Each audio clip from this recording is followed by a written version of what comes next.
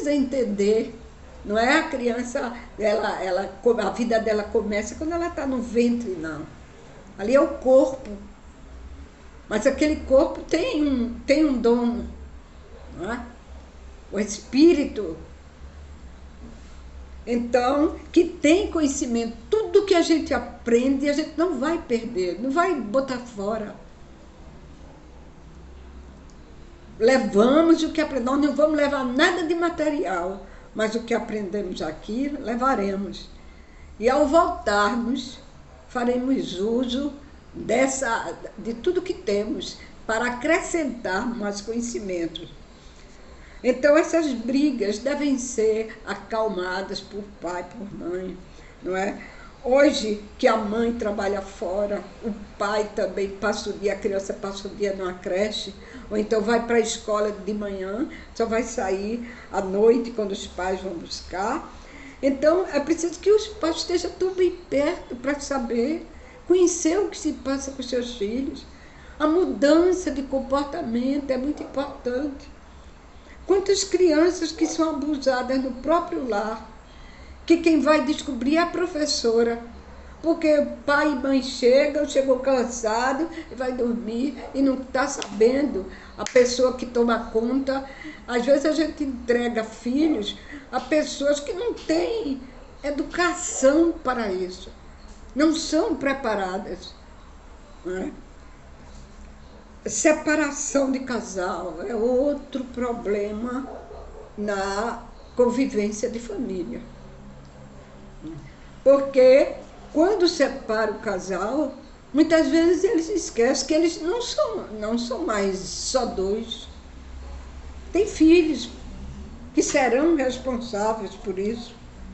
Aí vem aquela briga de quem fica com o filho. Não é? É uma semana, quer dizer, brigam, por que brigam muito por isso? Muitas vezes é porque tem vontade de voltar a ter uma vida livre. Nem sempre é porque quer que o filho não perca o convívio com o pai, ou que ele não perca o convívio com a mãe, mas se separam cheios de ódios. E a mãe até diz, eu quero me divertir, eu estou nova, também tá. Aí lá vai os filhos, muitas vezes, contra a vontade, passar o fim de semana na casa do pai e a namorada do pai, ou na casa da mãe com o namorado da mãe. A criança fica servindo de joguete de lado para outro. E nós temos visto o resultado disso. O namorado de minha mãe. Então, a namorada de meu pai, muitas vezes a gente tem tido agora crianças aí assassinadas.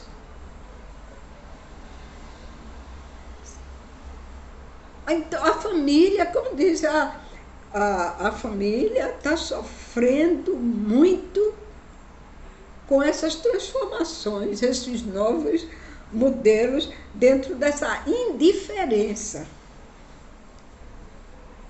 A separação do casal pelo desgaste da convivência. É terrível isso. Casaram, juraram até que a morte nos separe. Mas quando ficam juntos, né? Eu vi outro dizendo, o meu casamento, graças a Deus, vai muito bem. Mas é ela na casa dela e ele na casa dele. Só se encontram à noite quando ela vem para dormir ou ele vai até lá. Isso, o que é isso? Isso é casamento. Porque se juntar a escova, pega fogo. Então, há muita coisa hoje dentro dos lares que só quem perde são os filhos.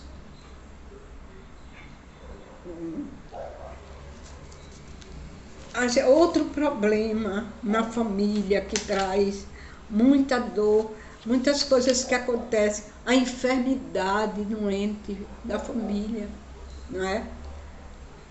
Aquela enfermidade longa de um dos cônjuges, com filho para criar, sofre o doente preocupado, que é essa experiência minha. Foram 7 anos de luta contra o câncer no marido, e ele só dizia isso: eu tenho que lutar, eu quero viver um pouco, eu quero que Deus me ajude, que eu não quero deixar os meninos tão pequenos, você com 2 meninos tão pequenos, não posso deixar meus filhos. Lutou 7 anos, não tinha 7, outro tinha, um tinha 5, outro tinha 7. E foi até quando chegou a 12 e outro 14, que já me ajudavam em cuidar dele. Agora, veja, quantas vezes uma pessoa tem uma pessoa doente dentro de casa e não tem paciência. Tem pessoas que não têm, não consegue. Quando passa 1 mês, 2, 3, 4, e que vai entrando para a doença, vai, cuida porque é obrigado, mas reclama todo dia. Eu não aguento mais. Eu sempre falo isso. O respeito pelo idoso na família. O respeito pelo doente na família. Não é só um pai idoso, não. Às vezes é um irmão que fica paraplégico. Eu me lembro quando eu era criança, uma das minhas amigas, na minha idade, com 12 anos, cegou. Ela perdeu a visão. Os irmãos não tinham paciência com ela. Tanto que quando eu me vi com problema de vista, aí que viam em casa, eu andava por dentro de casa de olhos fechados. O que é isso? Porque se eu ficar cega, eu sei, sabe? Porque eu só me lembrava da minha amiga. Meu problema era muito sério, eu não temia. Então, é preciso que haja... Toda família tem problemas. Toda família tem problemas. Mas se você, dentro desse conhecimento, que eu estou falando para espíritas, eu sei que hoje, através da internet, se espalha, mas eu estou falando desse conhecimento que nós temos, de tudo isso que a espiritualidade nos revela sobre a família, sobre a responsabilidade que nós assumimos com o conhecimento que temos. O alcoolismo na família e outras drogas. Já pensou? A tristeza de ver o pai entrar embriagado em casa todo dia. Oh, meu Deus, eu me lembro uma vez, nós fomos estudar na casa de uma colega. Quando nós estávamos na mesa, todas estudando, o pai dela entrou completamente embriagado. Nós fazíamos contabilidade e ele foi dizendo: vocês estão estudando contabilidade, estão estudando para ser ladrão. Mesmo assim, a tristeza que eu vi no olhar da minha amiga foi tão grande que eu nunca esqueci. Não é? A luta. E hoje, muitas vezes, o alcoolismo não só é no homem, não. A mulher também. Ter uma mãe com esse mesmo problema, com o problema das drogas. Quando a droga entra numa família, não tem problema pior. O doente, você está ali, está enfermo, apesar de ser uma doença. Mas não é brincadeira.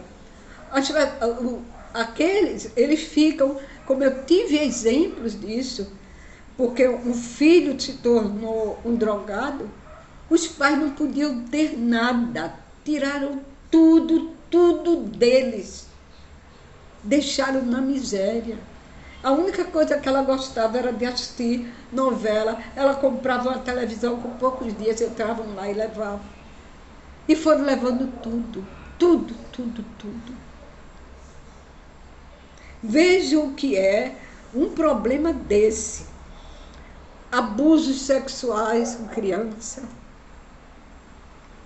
É tão comum você entregar, sai, deixa a criança na casa de vizinho, deixa dali, cai, não procura saber com quem anda, como está, e vê muitas vezes a criança triste, não quer ir para a escola, não quer isso. Então, o dever de pai e mãe é esse, de estar perto, de conversar com os filhos. A mesa de refeições de uma família, eu sempre digo isso, é um bom instrumento de comunicação na família. Porque quando a gente senta para refeições, é um olhar no outro.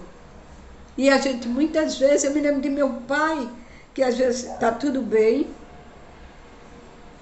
O que é que está vendo? Às vezes ia chegando do trabalho, foi um dia difícil, triste. Mas quando eu entrava, meu pai olhava, tudo bem? Tá não, o que foi que houve? Tanto que quando eu fui para o Rio Baraçá, eu sentia falta de meu pai. Eu chegar com os problemas e não ter meu pai para olhar para mim e dizer, filha, o que é que está vendo? Aí eu vi, me aconselhar. Então, a gente precisa estar perto do filho, dos filhos. Hoje, esses casos de feminicídios, esse machismo é terrível ainda. Não desapareceu da sociedade. O homem continua a querer ser o dono da mulher, não é? Humilhá-la, ter aos seus pés como uma escrava. E o número de assassinatos de mulher tem sido muito grande. Agora veja o filho se criar num lar, vendo a mãe apanhar. Não é? O assassinar na frente de filhos, como tem se feito hoje. E a gente ainda vê um país propaganda para se comprar arma. Tivemos alguns anos para tirar o pessoal de se desfazer de arma. Hoje não. Em plena pandemia, precisando de vacinas, se incentiva as pessoas a comprar arma. Precisamos ver isso. Para que arma dentro de casa? O idoso na família, já falei isso. Já falei quando eu falei do doente. É o pai que ficou viúvo, foi morar na casa da filha. Pode ser um avô muito querido, né? Ter um genro que lhe respeita, que se sente bem em ouvir as histórias que ele conta, não é? Porque o idoso tem muita história para contar. Quem gosta de ouvir, ouve e fica satisfeito, outros não gostam. E diz logo, já ouvi isso não sei quantas vezes. De novo, não é? Mas é a vida. A pessoa pode cursar todas as universidades que tiver, mas não consegue a experiência que só o tempo dá. É como a educação doméstica. É importante o lar por causa dessa educação. A figura do pai, a figura da mãe, não é? Preparar seu filho, sabendo que ele não é uma propriedade dela. Filhos não são propriedade nossa, né? Não é aquele apego de quem tem o filho não pode casar, aí vive aquela angústia contra a nora, contra isso. Não, não é isso. Contra genro. Não deve existir mais isso. Nós criamos os filhos, ensinamos a caminhar, educamos, abrimos um campo para ele. Nós não devemos de jeito nenhum nos sentir proprietários de filhos. Filho tem que casar com a moça que a gente gosta. E é a ele que compete procurar e formar o seu lar. Já era tempo de desaparecer essa história, essa briga entre nora e sogra, nora e genro, sogro e genro. Acabar com isso. Eles fizeram a vida dele. Eles constituíram o lar. Agora, se precisar de conselho, se quiser uma opinião, nós estamos aí para dar. Mas se envolver na intimidade deles, não. Aí observe, tratar bem o idoso, não humilhar.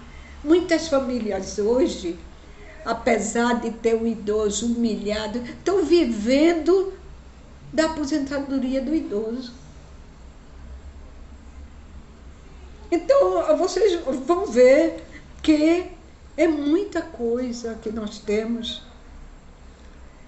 São muitas coisas que causam esses desentendimentos em família. Mas nós que abraçamos a doutrina espírita, buscamos através dessa, criamos os nossos filhos no evangelho do lar. Mas cada um com livre de procurar a religião, que então não obrigamos, mas enquanto estão sob a nossa responsabilidade, estamos ali É o Evangelho no lar. É como se trouxéssemos Jesus, Deus, para a convivência nossa. Porque ele não existe só para a hora da dor a gente pedir, não. Mas que ele faça parte, possamos transformar aquele lar de filhos tão diferentes, cada um com o seu gênio, seu temperamento, mas que quando estão juntos, eles se sentem bem e descobrem que é importante ter irmãos. E quando o tempo passa, vem sobrinhos, vem tudo isso, depois vem netos, bisnetos, tudo é a continuidade da nossa vida. Então nós devíamos agradecer a Deus por esse convívio. Pior é não sair, não ter para onde voltar. Pior é estar na rua e não ter uma cama para dormir. Alguém que lhe espere.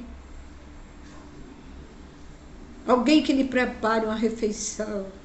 Que lhe dê um abraço. Às vezes até de má vontade para preparar, mas preparo você tem. Tem um lar. O lar ainda é a maior conquista de um homem aqui na Terra. Por isso que a mulher deve valorizar o seu companheiro e o companheiro valorizar a sua esposa. Né? Agora, há uma variedade de famílias hoje, nós sabemos, de duas mulheres que têm filhos para criar, de dois homens que têm filhos para criar. Não importa o que se fala aqui, é o ambiente, o lar, onde a criança é criada. É onde reine a compreensão, o carinho, o amor, por mais difícil que seja a hora. Na hora de uma doença, na hora de uma queda de um filho, na hora de ser chamado no colégio, acusar um outro, vá ver o que é. Se interesse pelo seu filho. Outro problema sério, desemprego. Não é? Mas quando há compreensão, aí a pessoa sempre transforma. Aquela pessoa que está consciente de que muito recebe, quando chega numa situação dessa, tem a facilidade de transformar limão em limonada. Nós estamos vendo pessoas aí que pensavam que não sabiam fazer nada. Hoje estão se mostrando que criaturas habilitadas a levar sua família, preparando lanches, preparando almoços, não é? Criando, vendendo pastéis, fazendo isso, fazendo aquilo, para manter a família. E despertar nos filhos o respeito pelos mais necessitados. Né? Que ele entenda que ele tem tudo na sua casa, mas que ele saiba que há muitas crianças que não têm o que ele tem, nem o mínimo do que ele tem. Que enquanto ele tem um quarto, uma aconchegante, muitos chegam em casa, dormem às vezes no chão. E veja que nós vivemos em cidade que nós ainda temos palafitas. A situação de miséria nas favelas, onde as crianças convivem com ratos, baratas, com tudo. Então, as crianças precisam, não se esconde. Tem casa que não se fala de morte, não. Tem esse cuidado. A gente não vai horrorizar, mas para que a criança saiba que aquilo que o pai lhe dá é fruto do seu trabalho. E que muitas crianças não têm. E aprenda a ajudar aquele. Quando for fazer uma ajuda, leve o filho para que ele entregue. Essas coisas que a gente vai fazendo. Então, para que nós possamos enfrentar esses problemas que dificultam a nossa convivência, não esqueçamos do Evangelho do lar. Para a felicidade entrar numa casa, é preciso que Deus entre primeiro, que Jesus entre primeiro. Então, o Evangelho do Lar ainda é um alimento espiritual mais importante para que haja compreensão e paz na família. Eu deixo aqui para vocês o meu abraço carinhoso. Agradecidas por tudo que tenho recebido de vocês, quando chega aí, o meu abraço, todos, né? E que continuem nessa tarefa, porque mais do que nunca é hora do espírita dar testemunho de tudo que tem recebido. O mundo precisa disso. Vamos fazer a nossa prece de encerramento. Amado Jesus, nós te agradecemos por esses momentos que passamos em colóquio contigo através dessa reunião, onde a direção espiritual do Tabernáculo Apóstolo do Cristo está conosco. Que a tua paz envolva a todos nós, as nossas famílias e, sobretudo, Senhor, a nossa pátria, o nosso Brasil. Ajudai, Senhor. Precisamos da ajuda. Que a tua paz se faça nos nossos corações, hoje, agora e sempre. Assim seja.